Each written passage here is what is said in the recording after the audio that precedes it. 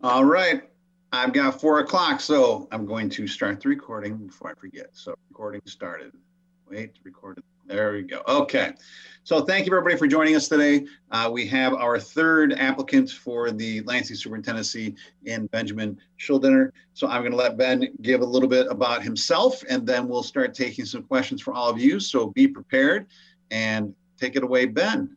Sure. Well, first of all, good afternoon, everyone. It's just an absolute honor and privilege to be here, to be kind of in front of you digitally. The fact that you are spending your time to get to know me really speaks volumes as to one of the major reasons why I want to come to Lansing. I appreciate that I'm an outsider, and I haven't worked in Lansing, but what I can tell you is just how incredible Lansing is and the reasons why I want to come.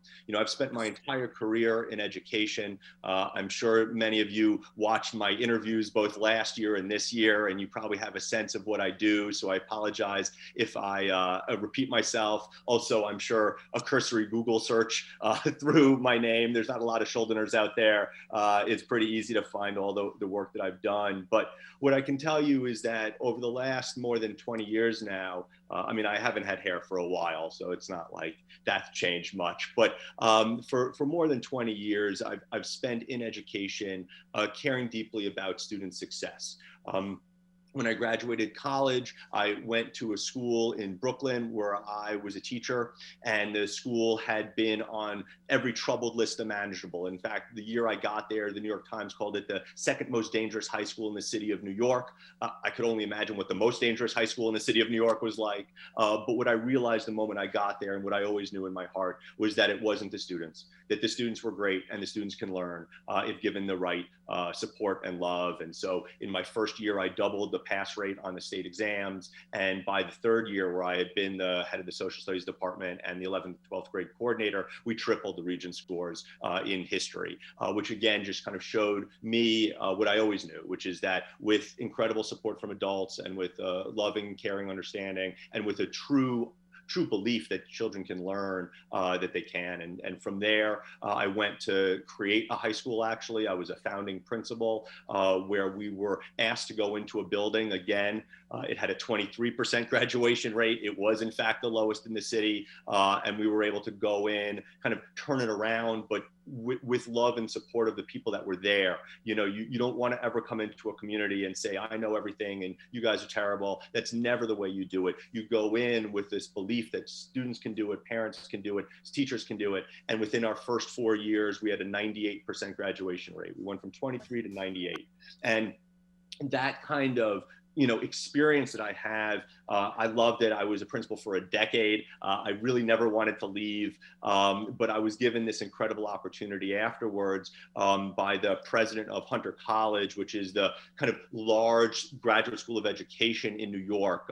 It's over 150 years old. It's where for years teachers were taught, and I was given this opportunity to actually run the leadership program. So I was training the next generation of principals and superintendents. And what was wonderful about being at a university was it allowed me to do research. It allowed me to really think strategically about my craft, about how to get students to succeed. And in the 7 years that I've been at Hunter, I've been able to just really do some wonderful work with superintendents, with principals. And one of the nice things about being a professor is the expectation is that you also do other work. So it allowed me to actually sit on the New York City School Board. I was the president of ASCD, which is the largest professional education organization in the country with over 125,000 members. I do work in India, in Norway, in the Bronx, in New Jersey, around the world. And, every single thing that I've done in my career has always been about how do you move kind of students towards success. And what I love about Lansing, and, to be honest, a lot of headhunters will reach out to me to think about being a superintendent somewhere, but it's not common that I find a city that I find to be just so incredible. And I'll tell you why, because I think there's probably a lot of people saying like, why is this person from New York? What is he doing? Why in the world does he want to come to Lansing? And there's a lot of reasons. The first one is that you have a very thoughtful board. There's a lot of school districts around the country where boards fight, where they don't have vision, where they don't seem to really care about students. I've gotten a sense that your board cares very, very deeply about that. The second is your community. The fact that you passed the bonds, the fact that you are kind of putting your money where your mouth is, the fact that you've come out to all of these digital, meet and greets, the fact that you have been so actively participating in the community for the school, that is rare, and I want to commend everybody for that. And that's another reason why it makes me feel like, wow, this is a place that I could really work with and help succeed even better. The third one is the teachers. When you look at the data and you kind of really parse out what's going on in Lansing, you see this undertone that the teachers are actually, doing quite well, and that they're being rated highly, but they also care deeply. Of course, you want to make sure that that's true, but it really attracts me that you have this teacher body that seems to be doing quite well. And that means a lot, because if you have a stable teaching core, you can really move a district forward. The fourth one, and this is very specific to Lansing, it's one of only 50 capital cities. And, you can really punch above your weight when you're a capital city. You have, press, you have news, you have the state government there. You can really, as a district and as a community, try to leverage that to really support the initiatives that you need for students and for community members that's different than in other cities. And that's really terrific. And I know that you do that already, but there's ways to really leverage that relationship. The other one that really, really attracts me to a place like Lansing is your proximity to Michigan State. Having a high-end, very large university where you can really work in conjunction with undergrads, graduate students, faculty, it can really allow us, a district like Lansing, which is only about 10,000 kids. I think this year it's like 9, 8 or something like that. And you've been at high, about 11 a couple of years ago. But, let's say it's about 10,000. You can really utilize that, the MSU and the other higher education organizations in the area that can really, really move a district. And that means quite a lot to me. And then the last one is just how you've responded to COVID. The fact that you have, cared about things like food distribution, parent support, that means a lot. Not a lot of places have done that. And sadly, if another thing like COVID happens, one of the things that is quite good for Lansing is that though you're an urban district in a city, you actually have quite a lot of space. I've toured the buildings, I've kind of walked around. So if you have to do distancing, if you have to be outside, you're actually able to do that. As a side note, one of the things that I'm working on now, I got a little bit of a promotion last semester. I'm now a Dean's Fellow, where I work directly for the president and the dean of the college. We have 23,000 students at our university, and our campus is in essence 2 17-story buildings. So socially distancing is just not possible. And so I've been spending a lot of time thinking through how do you navigate that for the leadership of the university. We also have a K-12 school that is also kind of dealing with that as well. So I'm trying to help with that. So, again, I want to answer all your questions. I wanted to take less than, 10 minutes to just kind of introduce myself and really give you the floor. I appreciate you don't know me very well, if at all. And I want to make sure that you understand that if I do have the privilege of coming to Lansing, that I'm here to support the great work that you're doing, not to change things up and make things crazy, but really to create a unified and collective vision of how Lansing can continue and even do more and grow and increase those graduation rates 10, 15, 20%, increasing not only where the kids are going to college, but college graduation. I have to also give you tons of credit. I think the Pathways Promise program is really fascinating. There's a lot of really good stuff there. The fact that you're talking about STEAM and STEM, even at a very young age, that you have the language immersion programs, those are all the things that attract me to why I want to work here. And I just hope that you give me the kind of opportunity to take the wonderful work that you're all doing and work with you to make it even better. So I kept it to right before 4:10, which was my hope. It's 4:09, and I really see that there are 73 folks on the chat. If there's anything that I can answer, no question is off base. And I guess I turn it back over to you, Jay. Yeah, I got it. So if you've got a question, throw it up in the chat or raise your hand. I've got a couple of hands raised here, so I will start. Robert. Please state the significance of special education in education, and what steps would you do to ensure that Lansing School District follows the best practices for IEPs and implementing those? Sure. Well, thank you so much for the question. In my tenure in higher ed as well as K-12, the focus on special ed is paramount. If you care about education, you have to care deeply about the students that might not be getting served by the system. And so, in terms of special ed, the first and foremost is you have to absolutely make sure that the kids are getting the services that they need. Sadly, a lot of districts will obfuscate that. They'll say that it's, expensive, that it's hard, that we can't do the paperwork. Absolutely not. We are compelled legally and morally to support those students. But it has to go further. We have to ask ourselves, why are certain students becoming part of an IEP train? Why are certain students being, evaluated? What are the decisions that are going in? Because sadly, on both spectrums, students that should not be designated IEP are, and some students that are not, that don't get it should be. And we have to really question ourselves as to the decisions that we're making, both the kind of preconceived, and sometimes they're, how can I say it? They are influenced by history. They're influenced by decisions that other peoples have made. And we have to care very, very deeply about what is it that the students need. But to go deeper to your question about best practices is that we have to make sure that as a community, we value special education as much as everything else, that these are the students that deserve our support and deserve our help. And that means that we are bringing in experts. That means that we are ramping up our own folks to be experts. It means that we are reading, we have conversations, we bring in outside folks and we train our folks up. It saddens me, actually. I mean, I've spent a lot of time doing special ed work around this country, and everything from, are all the special ed kids in the basement? Where are they? How are you being supported? Who are the teachers in special ed? How are we funding special ed? There's so many things that we need to do to make sure that special ed is not an afterthought, that it is part of every decision that we make. And I think the stats that I saw, it's about 17% in the district, 16, 17%.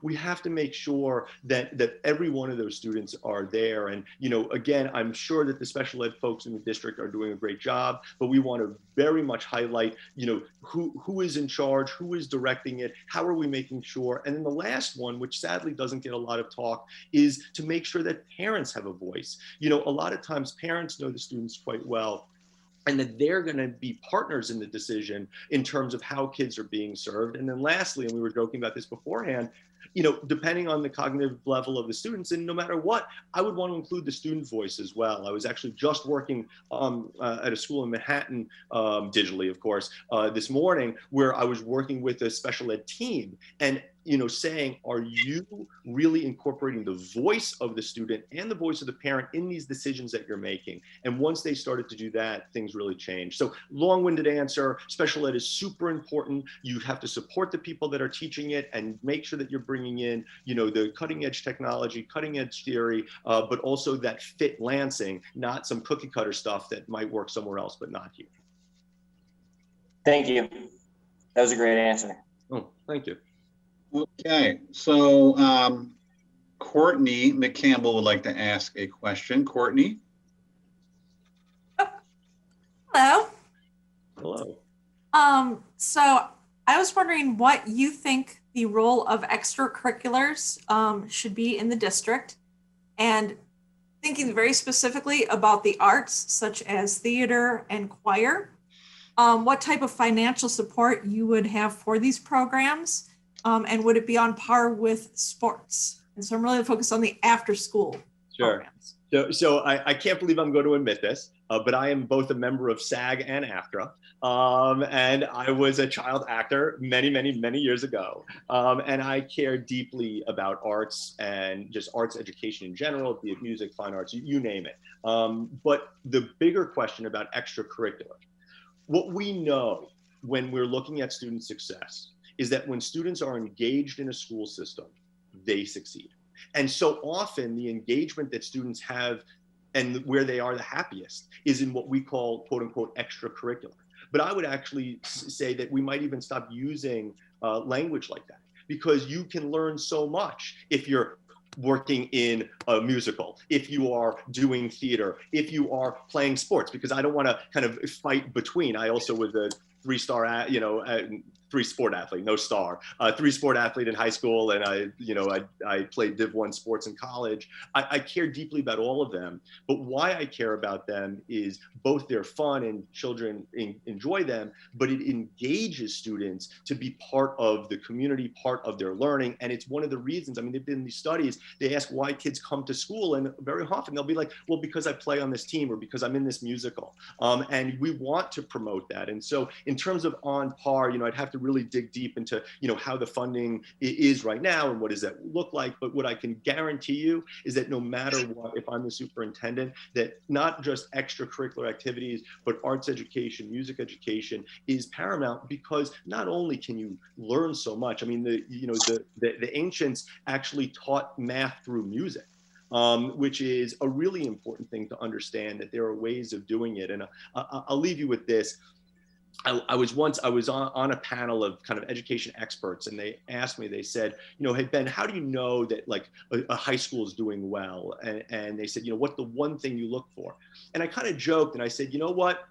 If I know that high school can put together a musical, and they're like, what are you talking about? A musical, that makes no sense. I said, well, think about what that means. In order for a school to do that, you have to have students that are so willing to spend hundreds of hours of their time, faculty that have time that they are spending, the fact that you have this ability to have music and orchestra and sets and actors, and singing. All of those things put together show you that you have a community, an education community that cares deeply about learning, but also have all of these kind of composite parts. Now, look, I'm never going to say that, the core subjects, English, math, history, science, aren't super important. Of course they are, but we can look at learning in toto so that we know that we're going to engage these kids, they're going to learn, and they're going to like learning. And so, yes, arts education, very important. Thank you very much. Sure. Okay, Angela Morris. Good afternoon. How are you? I'm well, thank you. Thank you for asking. Awesome. So I'm wondering if you could talk to us a little bit about your what kind of experiences you've had with the evaluation process, both for teachers and principals. What models have you followed or are you familiar with? Our district currently for teachers uses Marzano. Sure. So I know Bob well. Okay. I'll step back.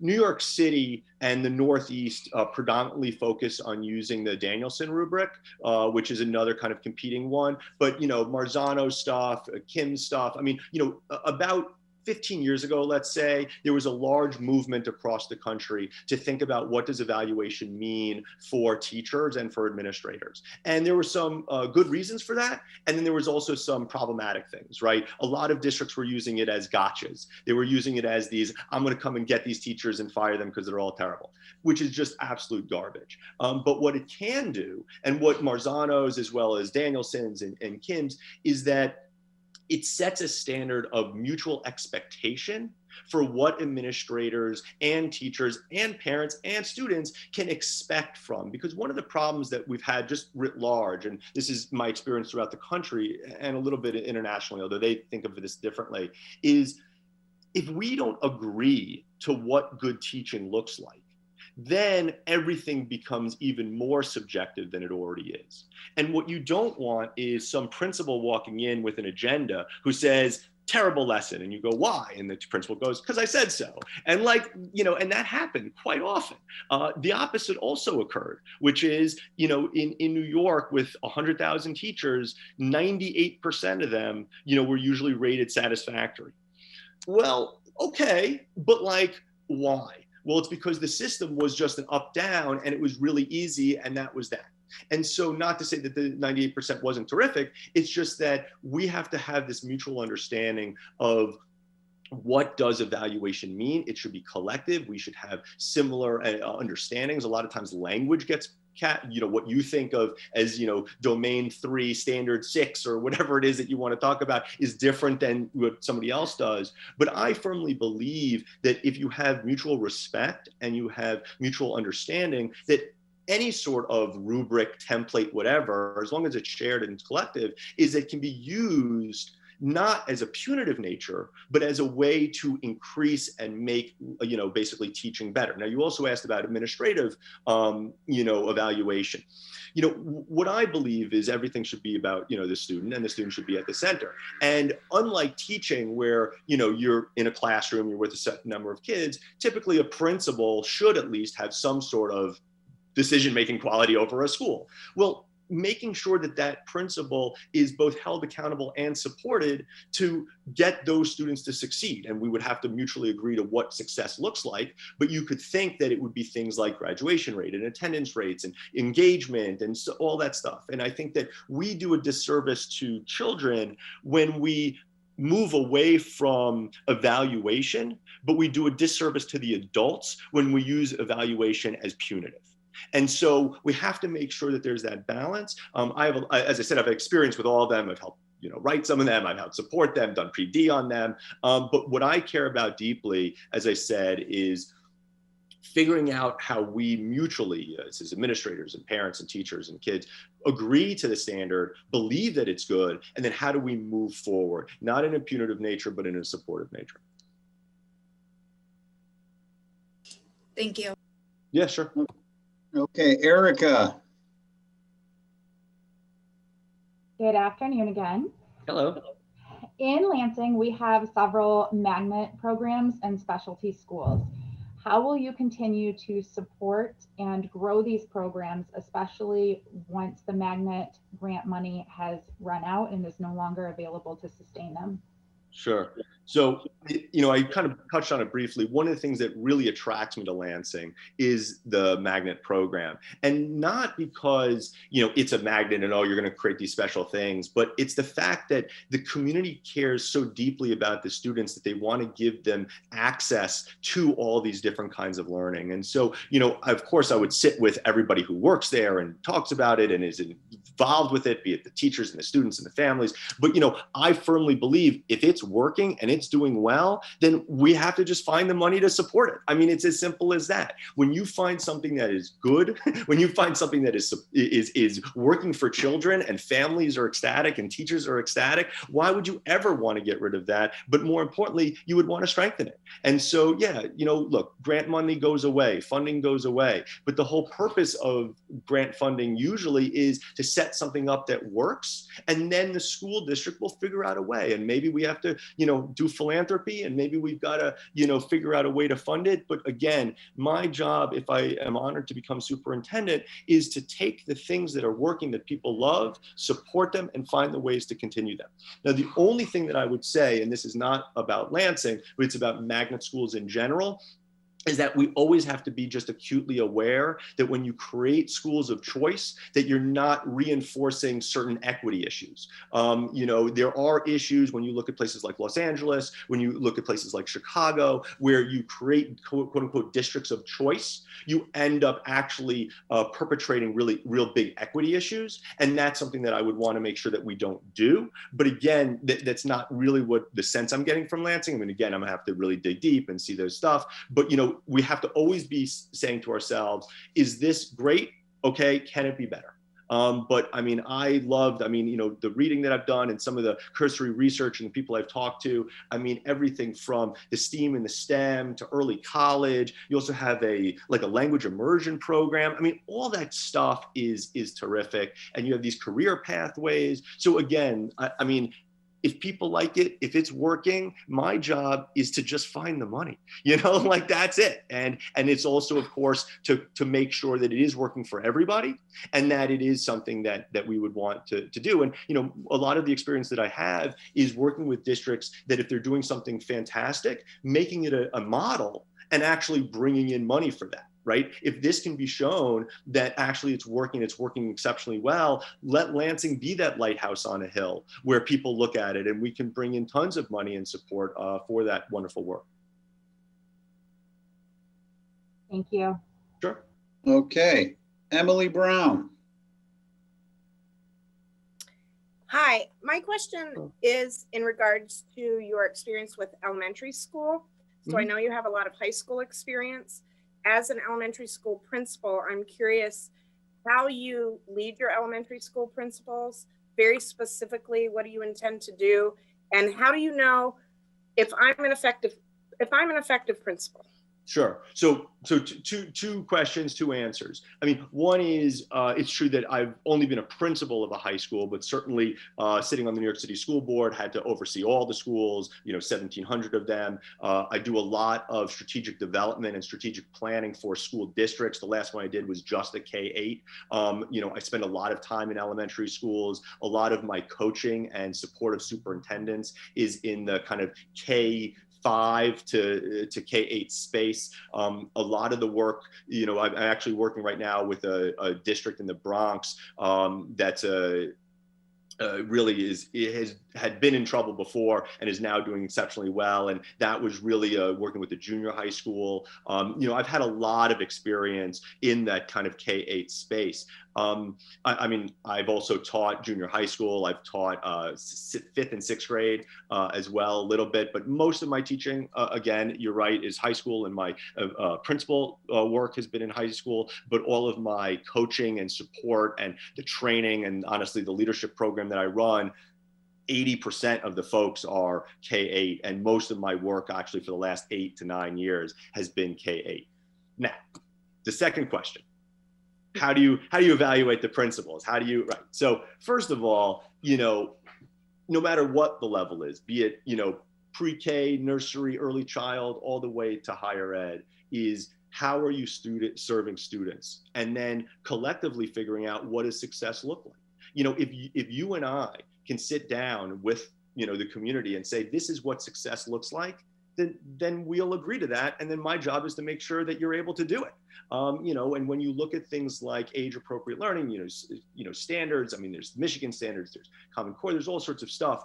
But what we want to make sure of is that we, administration, as well as the community, believe that these are the goals that we have for elementary schools and meet them. So things like, I mean, I'm talking in hyperbole, right? Things like, you know, reading on grade level, reading above grade level, things like, you know, social and emotional. I mean, I care very deeply about SEL work. You know, emotional work has shown now statistically to be so important for kids' growth and kids' health. You know, are they on standard for math? You know, again, I'm Todd Whitaker's a kind of an education guy, and he has a line that says it's people, not programs. I'm a big fan of that, right? I'm not going to come in and be like, you must use this math curriculum. Give me a break, right? What matters is it working in your school? Are kids getting to learn? Are they feeling empowered? Are they feeling, you know, engaged? That's my job. And my job as a superintendent is to support you if you're an administrator, support you if you're a teacher, support you if you're a student, to reach those mutually agreed upon goals. Now, I will say that my job is to make sure that those goals are legitimate. You know, I've gone into districts where they ask me to talk to folks and they say, oh yeah, 30% graduation rate. I'm like, no. That's not okay. 50% kids reading on grade level at 3rd grade, unacceptable.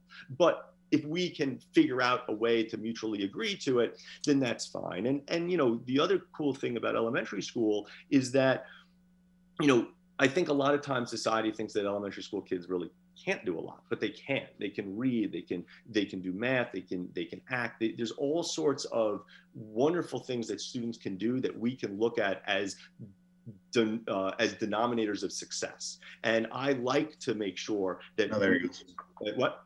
Oh, you froze for a second. You're okay. Keep going. sorry,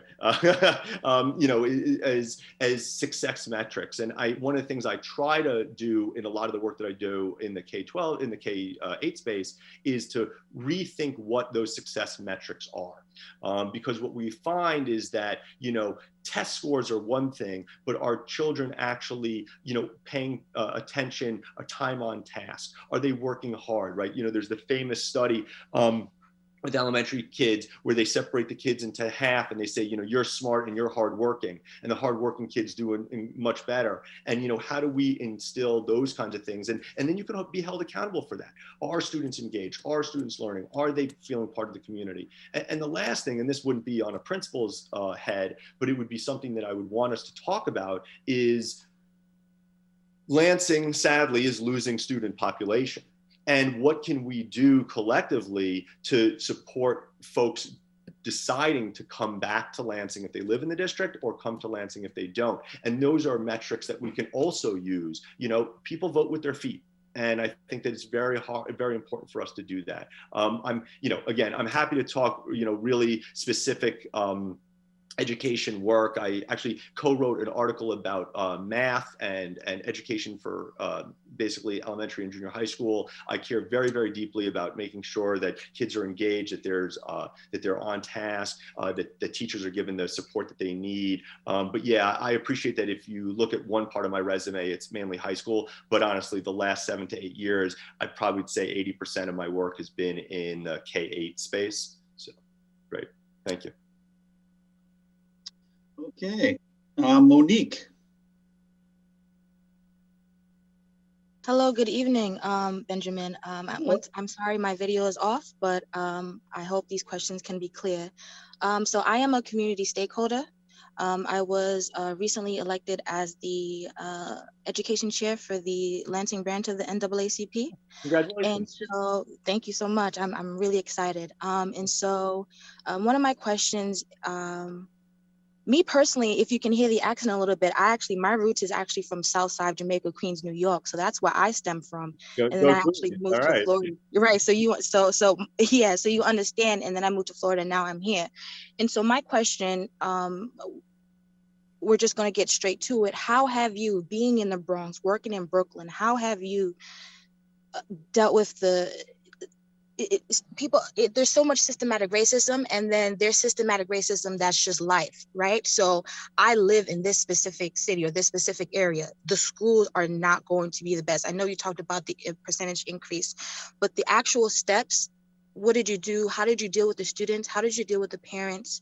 And how do you foresee that being possibly the same route you would do in Lansing, or give me your thoughts on, do you feel you would have to do something differently with this being a smaller city, but still having some of those, systematic issues, of course? Sure, it's a great question. And in fact, if you saw the video when they asked me in the first round, what's the biggest barrier of student success? I actually said it's systemic racism. Right, is that we as a society need to understand how structures have been built and what those lead to. And so I can talk in some generalities, and I would talk about some specifics in Lansing.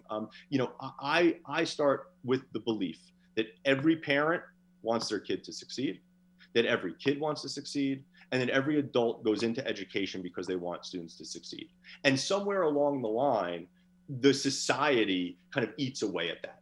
And it's a job of a superintendent to continuously say, our students can succeed. And I will tell you, I think Lansing can do it. There is no question in my mind. And the way that you go from a 23% graduation rate to a 98% graduation rate is that you make sure that all of the stakeholders, the parents, the community, the teachers, the students, not only believe in it, but that they are supported so that they can do it.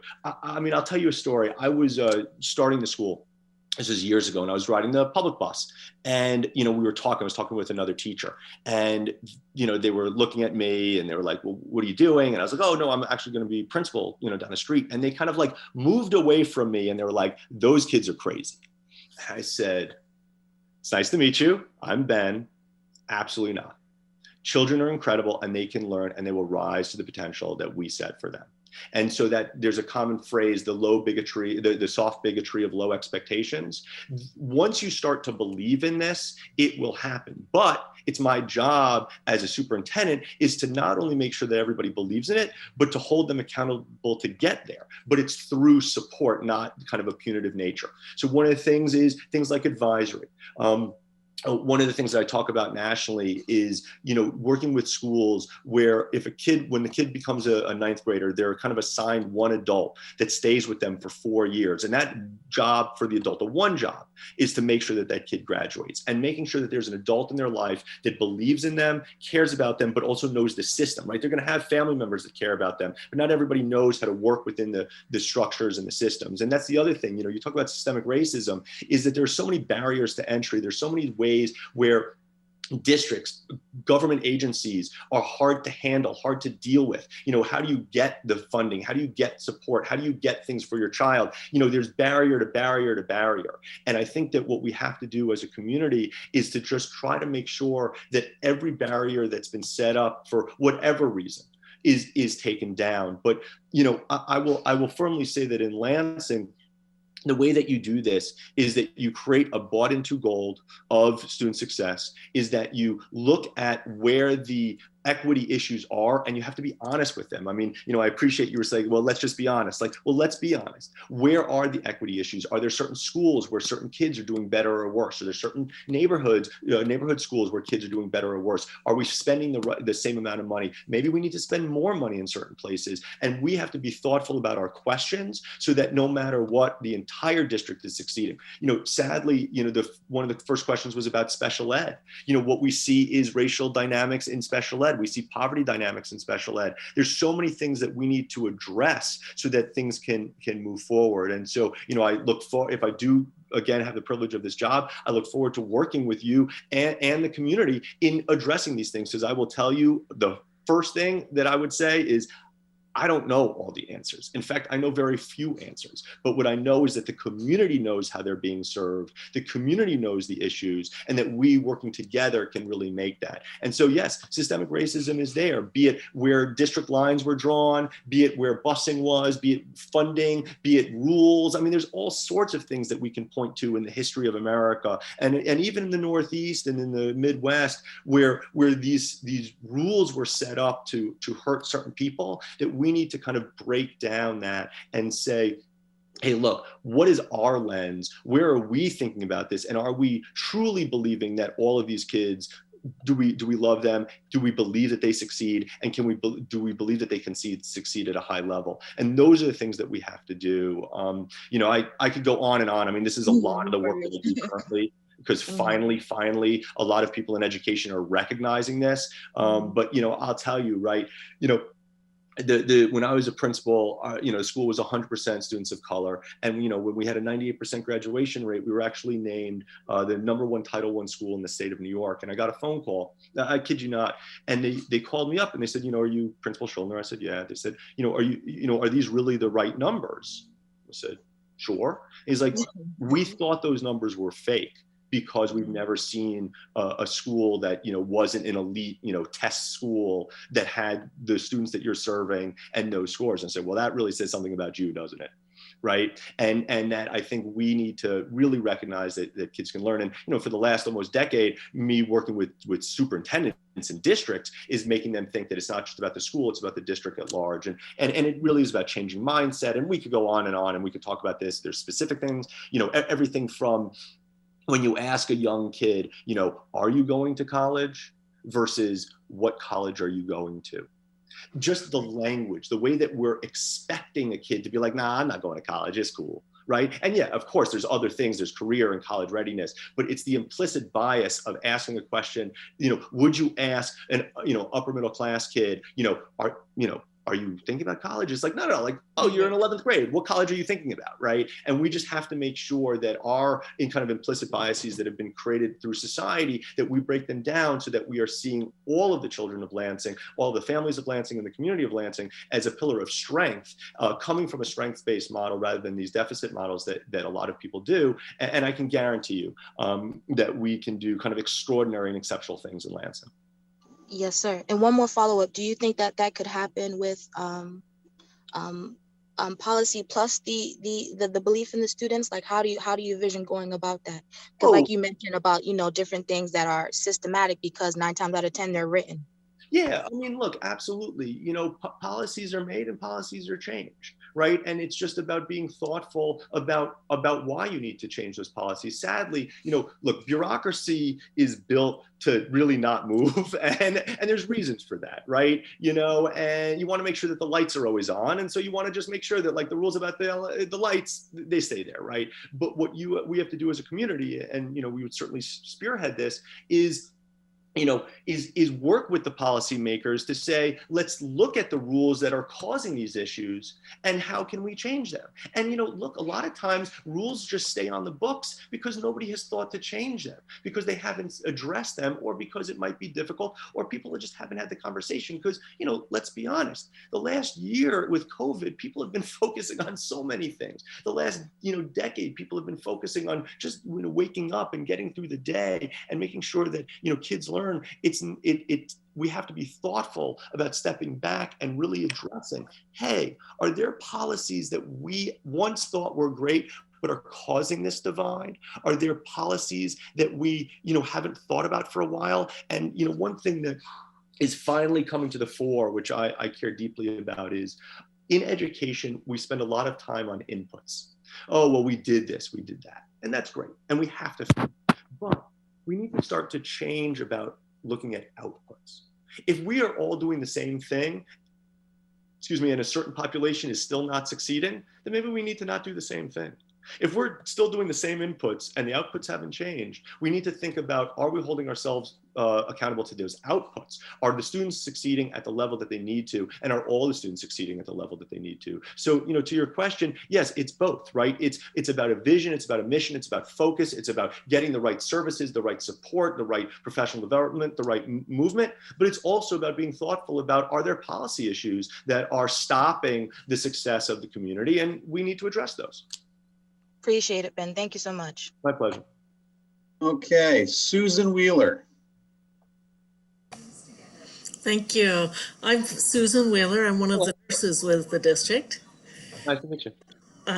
You know, the global pandemic has presented an enormous challenge to the community in health, academics, economics, social emotional well-being, just every facet of our life.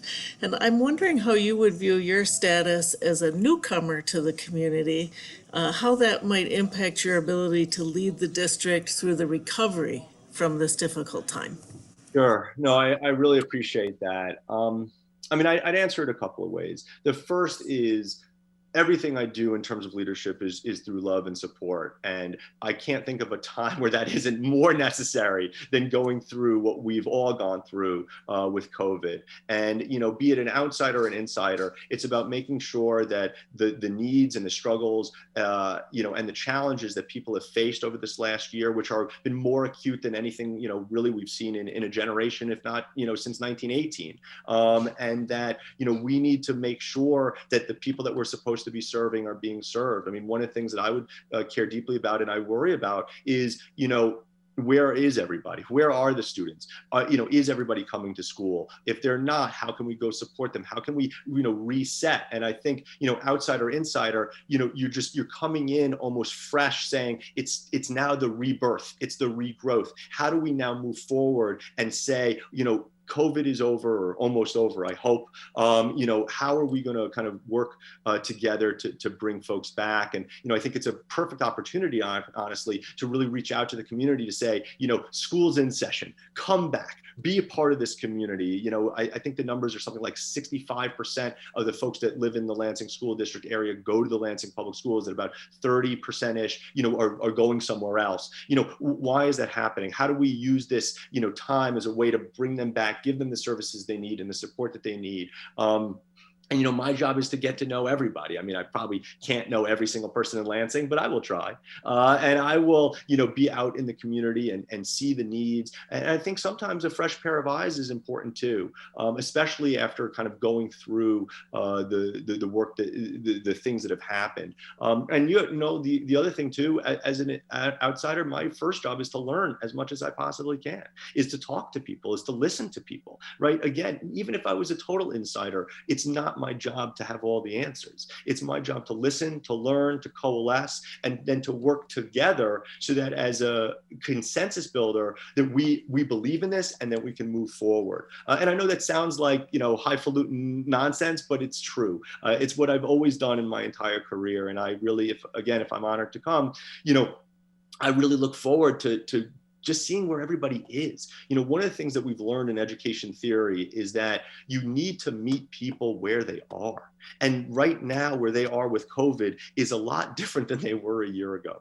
And, you know, maybe, you know, and I have to applaud Lansing again, the fact that they focus so much on just getting people food, right? A lot of districts didn't do that. And a lot of kids went hungry over this last year. And so, like, that's about knowing your community, caring about your community. And so, you know, if I am able to come in and kind of begin again, right, and start what's, you know, this kind of new Lansing, you know, I think that, you know, it would be this incredible journey that I would want to do with everybody together so that we can believe that kind of out of this COVID stuff, we can do even more. And it's about knowing and learning and caring and loving, you know, the folks that are here and hearing from them what they need, what their wants are, and then trying to coalesce the support for that. I mean, I can't imagine what it's been like for people around this country. I mean, one thing I can say is, you know, having been in New York during the beginning, you know, what I saw with COVID was incredible. I mean, you know, teacher friends of mine passed away, principals, you know, the whole nine, the community. And I think it's shaken us a lot in terms of like what can happen. But more importantly, I think it's infused in me the sense of hope and the sense of community that out of that really thoughtful leadership can occur and the best thing for students and the best thing for families can happen. So, you know, I really look forward if I am so chosen to be with all of you to think about what these new needs are coming out of COVID. But it's also really about saying, you know, we're going to begin again. We're going to start again. Things are going to get better. It's a belief, it's a vision, it's a mission of making sure that the community understands that things are going to get better and that we are going to succeed. And sometimes you really need that belief in order to kind of move forward. So that, you know, again, we could talk about it for a lot and specific things about COVID and how to do that. But, you know, in general, that's what I would say. Sure. Okay, some questions in the chat. In terms of improving instructional quality, what have you learned about the balance between centrally determined and school community determined initiatives and priorities? It's a great question. I love it. And that's actually, I spent a lot of time talking about that. What we've learned in every district I've ever worked in is if you've got great teachers, the job of the administration is to either leave them alone or try to make sure people can learn from them, right? You know, one of the great things that you can do is things like instructional rounds where, you know, if you've got great teachers is reward them and support them and praise them and help and make sure that they help bring all of the other teachers up. And that, you know, there's great teachers. I think there's a lot of great teachers in Lansing, and you've got to empower the local, right? Empower the person that is the closest to the student to make those right decisions. But then trust but verify. Well, you know, what you don't want to do is say, all right, you know, all you wonderful third grade teachers, go crazy. I'll see you later. And then a year from now, the kids that they taught can't read. Well, that's a different story, right? And so, you know, the job of quote unquote central is both to be a super supporter and a cheerleader and somebody who's bringing in resources and professional development, but also acknowledging the brilliance of the teacher in the classroom, but then also to make sure that you're holding those teachers accountable to, again, as I've said, a mutually agreed upon rubric, right? The last thing you want is some outsider, and I don't mean me from New York, I mean, you know, some central office person walking into a classroom that they've never seen before, kids they've never known, be like, well, you're not on page 37 and I'm going to fire you, right? I mean, that's just ridiculous. But if there's this kind of mutual sense of what the expectations are, then all administrators throughout the district should be able to go into any classroom. And honestly, teachers should be able to go into other classrooms and get a sense of what's going on. And so, you've got to balance it. You always want to make sure that, look, if we're empowering a teacher to be with children for every day for 180 days, I really need to trust you. Right. And I've never understood the administrators that come in being like, well, I'm the administrator, so I'm going to tell you what to do. Well, look, 99% of the time, the teacher's alone with kids. You got to make sure that they're doing a great job, and you want to support them, and you want to trust them, and you want to also make sure that they're constantly learning.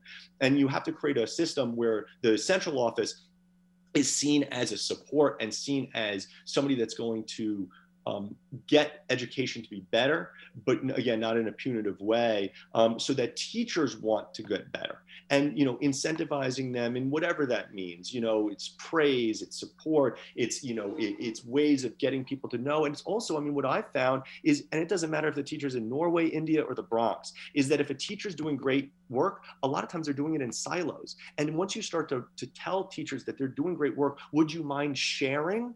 They're absolutely. How can we do this together? Can we co-create things? And that's a way that you can create this school unit. A lot of times when I see schools move from, let's say, not performing well to highly performing, it's the staff collectively have decided that we're going to work together and support our new teachers, do teacher training, do support. And then the principal was kind of getting out of the way once those teachers were really doing it. Now, the principal can also lead through example.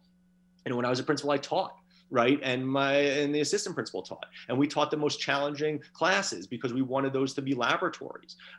So again, I think that, I think that central office has a very important role to play, one of support and kind of accountability, but it always needs to kind of defer to that teacher in the room who has those children all of the time, and make sure that those teachers are given the support that they need.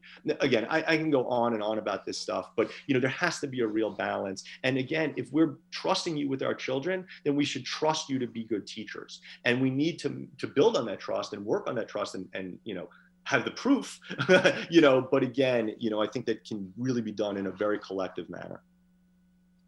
What specific steps have you taken in the past to address systemic racism in your practice and in institutions that you've served in? Sure. So, very similar to the question that was asked previously. Everything from, if you're working in a district level, it's being absolutely clear saying, okay, why are these students of a different race not doing as well? And I don't want to hear, those kids, or they're not working hard, or they're lazy. That is garbage, right? You need to say, okay, what are we doing as a system that are addressing these gaps? And rather than just throwing up our hands and saying, oh, that's society, it's what are we doing? And so, very specifically, it's looking at which teachers are teaching where, which kids are going to which schools. It's looking at which programs are eligible. So one of the things that New York is really working on is how they deal with its gifted and talented programs, and how, if you're pre-sorting kids at such a young age and you're already creating these systems of, good, bad, plus, minus, you're going to inculcate this idea throughout a system. And, again, one of the things that I love about the kind of the magnet program is you're giving a lot of choice and a lot of exceptional work for students, but you want to ask, well, are we also creating inequalities when you're creating things of choice? And so it's also about hiring, right? If we're using a certain metric to hire folks and all the folks look a certain way or come from a certain background, that's a problem too. And is it that we're only looking at a certain field, a certain, one program from one university that's pulling a certain kind of teacher, and so there's a lot of things that I've done both kind of holistically from a district level, from a state level, helping the state on this actually, and the university, to things that were happening in the classroom, like let's look at the data and let's see which students are succeeding in your classroom, and let's figure out what's going on and how can we focus on that. And again, light is the greatest disinfectant.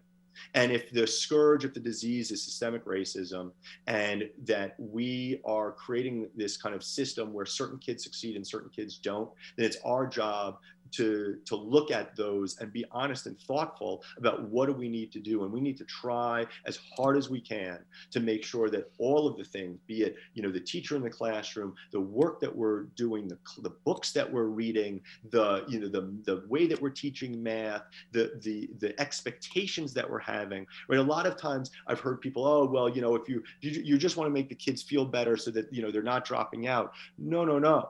Again, it's the soft bigotry of low expectations. It's how do we make sure that we're expecting and accepting all of our children can be brilliant, all of our children can do the hard work, and are we setting up structures so that those kids feel comfortable that when they walk into school, they're thought of as the brilliant people that they are, rather than, oh, well, you go over here, go to the basement, go away. We're not really, we don't really think you can learn.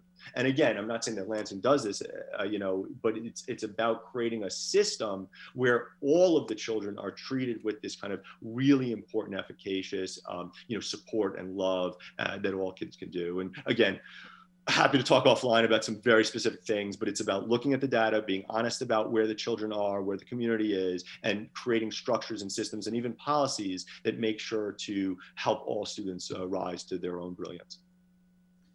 All right, we've got time for a couple more questions here. I'm going to pull one from the kids. Since the district has purchased enough devices for every student this year, will you make sure we stay a one-to-one district when we go back to face-to-face learning? That's a great question.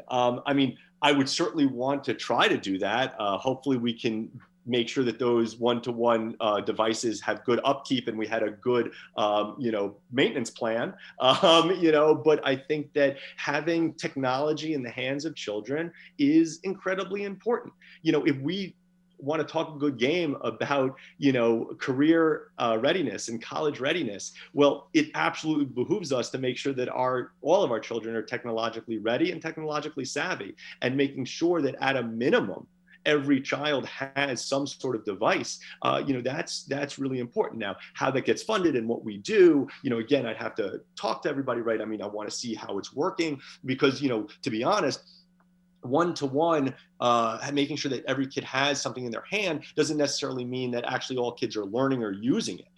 In Los Angeles, they spent $1 billion. Everybody got an iPad. And it didn't really work because nobody really knew how to use it, and it wasn't being used for instruction and things like that. So I want to not only make sure that all of the students of Lansing have top-notch technology in their hands and can get it if they can't afford it, and certainly can get it even if they can, but to make sure that we're using technology in a way to move instruction forward and learning forward, not just as this like shiny new thing that says, hey, everybody get an iPad. But yeah, I'll certainly do my best. Okay. Does anyone out there have a question that they would like to ask of Ben before we close this out? Give you a half a second here to. Okay, Courtney, go ahead. I do. Oh, I'm sorry, I do. Courtney? Yes, though I know I've already got to ask one, so if Jay Bush would like to take that, I don't mind. Okay, go ahead, Jay Bush.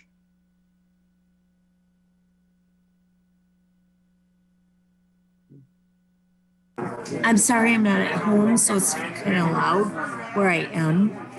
But as a gentleman coming from high school, do you believe 7th through 9th should be in high school, or should they have their own school? So, Jay, the question was, should seventh through 9th grade be in the high school, or should 7th through 9th be in a different building or a different setup?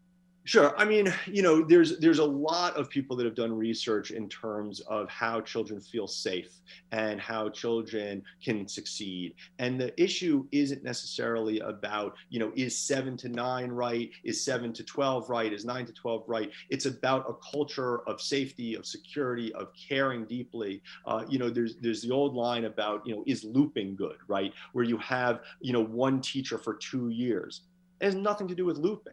If the teacher's good, having the teacher twice in a row is fantastic. If the teacher's not any good, then you don't want that. And the thing that research has shown is that if you create this wonderful, caring environment, you can do a lot of wonderful things where 12th graders are tutoring 7th graders and 11th graders are helping, younger kids work. But if you don't have that culture, then, having older kids where there's bullying, older kids where there's, kind of all sorts of other issues, be it drugs or things like that, then there's a strong rationale to move apart. But again, this is why the community's voice is so important. I'm going to tell you what's right for Lansing. This is about the community coming together and collectively thinking about this. But what I can tell you in my experience around the world is that 7-9 is terrific when that school is focused on, age appropriate learning and are able to succeed and get kids what they need. 7-12 has been incredible because a lot of times if a 7th grader can have access to things in a high school,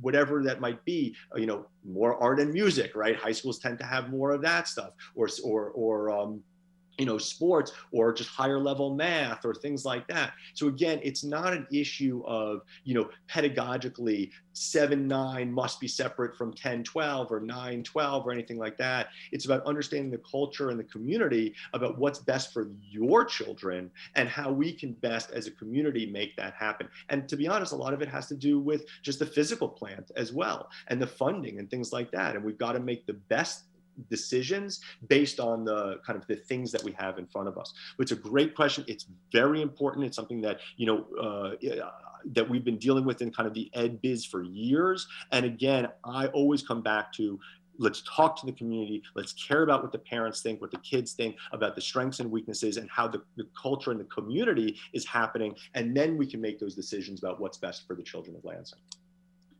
Okay, we'll take one last question here from Courtney to close us out. Please fill out the survey. I'm going to send the recordings to the district. The district will post the recordings on the website. The survey will be open for a couple more days so everyone can fill out the survey. So Courtney, go to it. All right, I love how much you have talked about diversity and inclusion and systemic racism and addressing all of those issues. One other issue I would like to look at is that diverse, openly diverse than they've ever been before. So I would like to know sort of what you're going to do to make our students who are members of the LGBTQ community feel welcome in the district, and what sort of policy you'd like to see in terms of preferred name, preferred pronoun for the district. Sure. So it sort of cut off, but I think the question was for LGBTQ community and support for that. So, look, and I say this a lot, right? We have to love all of our children. That is the beginning and end of all conversation. And depending on what that means, we have to make sure that all of our students feel comfortable and are supported within our schools. And that means not just about, race and class and gender, but it's about sexuality. But it's honestly, it's more than that. It's about who you are as a person. And can you express yourself in whatever way you want and feel that you're safe in the street, in the hallway, you're safe in the classroom, you're safe from those things. And, the way that you are, the name that you use, the expectation of how people should greet you. I mean, the whole thing, people get so riled up. Oh, just call people by their name. Like, it's just a human thing. Like, this is not about religion. This is not about policy or politics. People call me Ben. Sometimes they call me professor. Sometimes they call me principal. Sometimes they call me the honorable, which is absurd. I hope nobody ever does that. But, this is about treating and caring about our students and making them feel safe. And if, they have as long as the nickname's not like inappropriate, right? I mean, that's clearly something we don't want to do. But, if somebody wants to be called Jay because they want to use, a letter, God bless, and that, we want to make sure that all of our students are safe and loved. And one of the things that create that love and create that support is a sense of safety. And a way that you can be safe is that if I can express myself in the way that I want to, that I'm not bullied, but that I'm told that I'm loved. And again, this is not about left wing, right wing. This is not about politics. This is not about party. This is about nothing other than the belief in humanity, that all of our children are terrific and that we need to create a strong and loving community that makes sure that all kids can succeed. Okay, thank you everybody for coming out today. I appreciate your time. With that, we are out of time. As I said, I will be providing the recordings to the district. The district will post the recordings so you can go back and watch any of them if you missed them. The survey will be live as well. Thank you very much. Hope to see you next week at the interviews. I look forward to it. Thank you.